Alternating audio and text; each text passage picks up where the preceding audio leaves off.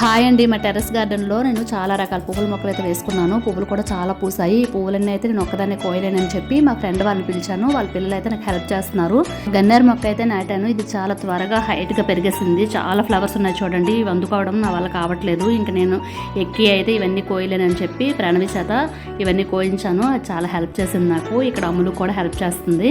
ఈ పువ్వులన్నీ కోయడానికి అయితే మాకు చాలా టైం పట్టింది. ఎందుకంటే చాలా హైట్గా ఉంది, ఇబ్బంది అయింది. దొండపాదులు, చిక్కుడు పాదులు వాటిల్లో కూడా అల్లుకుపోయింది అనమాట. చాలా ఫ్లవర్స్ పూసాయి. అలాగే ఇక్కడైతే బగడబంతి పూలు కూడా ఉన్నాయండి, చాలా పూసాయి. ఇవన్నీ ఇంకా నాకు పూజ ఉందని చెప్పి మొత్తం కోసుకుంటున్నాను.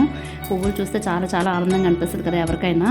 ఈ ఆనందాన్ని మీతో ఎందుకు షేర్ చేసుకోకూడదని చిన్న మినీ వ్లాగ్ లాగా ఈ వీడియో తీశాను. మా గార్డెన్లో వీటితో పాటు చాలా చాలా రకాల ఫ్లవర్స్ అయితే వేసుకున్నానండి. మందారాల్లో చాలా టైప్స్ అయితే ఉన్నాయి. అలాగే కనకాంబరాలు, విరజాజులు అన్నీ ఉన్నాయి. గన్నేరు పువ్వులు చాలా ఫ్రెష్గా ఉన్నాయి. చాలా ఎక్కువ పువ్వులు కూడా పూసాయి. పువ్వులని చూస్తే చాలా హ్యాపీగా అనిపించింది. Thanks for watching. Bye bye.